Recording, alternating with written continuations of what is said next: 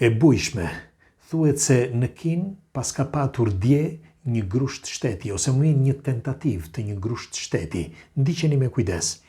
Kujtova se ishte një lajm i rrem, sepse le të themi që në Evropë dhe në botë nuk shpërndahen këto lajme, sepse për ata që nuk e din, nuk është njësoj si Evropa dhe bota, por kinezët janë shumë të rezervuar dhe këtë e dini. Ndoshta dikush nga ju nuk e di, por unë doja që t'ju u thosha. Dhe u futa sepse kam një account në një faqe VK, që është Facebooku le të themi rus. Dhe shpesher e mbaj këtë thjesht për t'u informuar, që të kem një account, se ndryshe nuk mund të futesh dot që të gjesh informacione.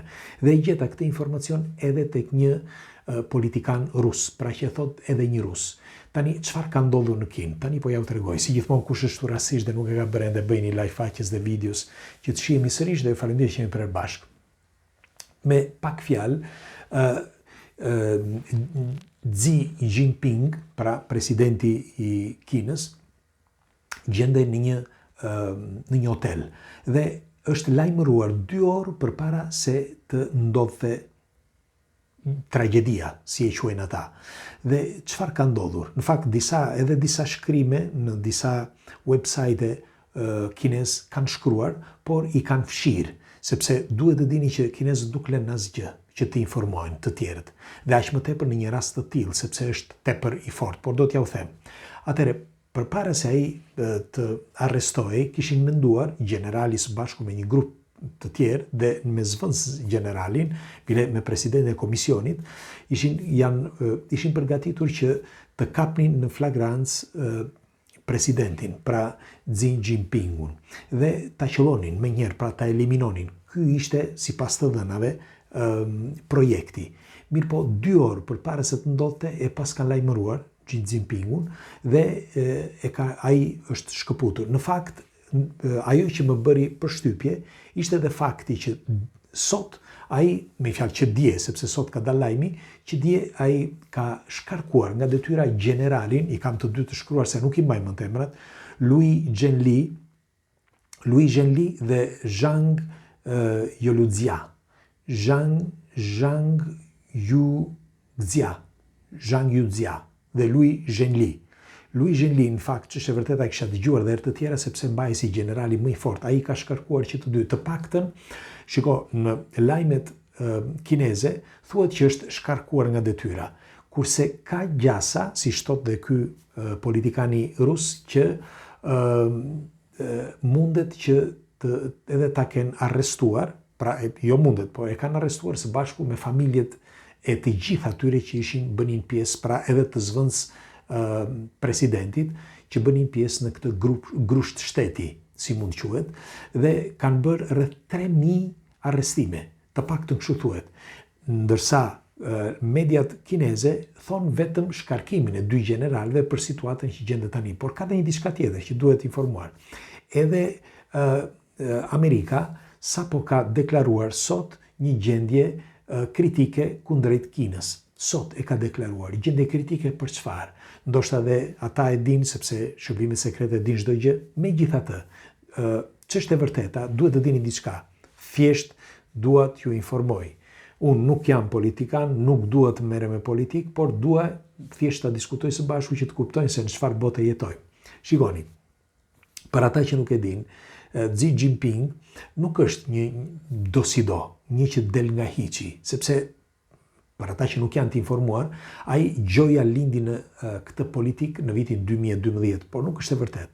Ai ishte bir i politikanit të famshëm të viteve të mëparshme, pra të komunizmit. Emri i babait të tij ishte Xi Zhongzun. Xi Zhongzun. Pra, ky ishte emri babait të tij. Dhe babai i tij nuk ishte gjë tjetër veç se një funksionar i lartë i komunizmit atë kohë. Pra, nuk ndryshoi asgjë. Duhet të dini që kjo ndodh në të gjitha shtetet. Pra, tregohet që të gjitha shtetet bëjnë të njëjtën gjë. Pra, reciklojnë fëmijët e tyre dhe kushinjtë e tyre, mjaft që ata të ndryshojnë vetëm ngjyrën politike. Pra, vetëm të ndryshojnë formën e diktimit. Por në të vërtetë janë vetë ata. Pra, janë gjithmonë aty, fëmijët e tyre, kushinjtë e tyre, nipat dhe mbesat e tyre, sepse e mbajnë pushtetin vetë nën kontroll, mbajnë njerëzit nën kontroll, dhe askush nuk mund të lëviz dot. Dhe thuhet që në çdo vend ndodh kështu. Megjithatë, Xi Jinping bëri e përgatiti Jati për vite me radhë, sepse ai jetoi për 17 vjet në këtë vend që quhej Fujian. Për 17 vjet punoi atje dhe punoi në fshehtësi. Pastaj krijoi këtë partinë Gjoja që nuk e krijoi ai, këtë PCC-n, fillimisht ishte brenda partisë, pastaj u bë sekretar partie, pra i partisë PCC. Të diktuara, të gjitha këto, ai që i kishte përgatitur, pra Jati e kishte përgatitur. Dhe Jati ishte pjesë e komunizmit, pra ishte pjesë e partisë, ishte pjesë e organizatave të ndryshme. Kështu që ndoshta ishin përgatitur gjërat që me kohë. The mund tani, nuk dihet, por thuhet që në çdo vend ndodhe e njëjta gjë, pra në çdo shtet ndodhe e njëjta gjë. Bile me kalimin e kohës tregohet që bëri disa lëvizje që duken të paqarta për sa i përket politikës, po flas të Xi Jinping. Në fakt ai në vitin 2012 fitoi me një shifër marramendse dhe e ka mbajtur nën kontroll dhe vazhdon që ta mbajë nën kontroll me një siguri marramendse gjithë Kinën. Ç'është e vërteta, Kina ka ecur përpara jo për shkak të tij, por për vetë faktin që kinezët janë shumë punëtor dhe punojnë për njëri tjetrin, e mbajnë njëri tjetrin, por njëkohësisht kanë edhe buxhetin financiar botëror nën kontroll, sepse janë ata që prodhojnë. Dhe kur erdhi ai në pushtet, nuk bëri gjë tjetër veç se bëri një riavim ose një rikontroll të çdo gjëje, përveç se të punëtorëve, por edhe të mbar politikës së Kinës.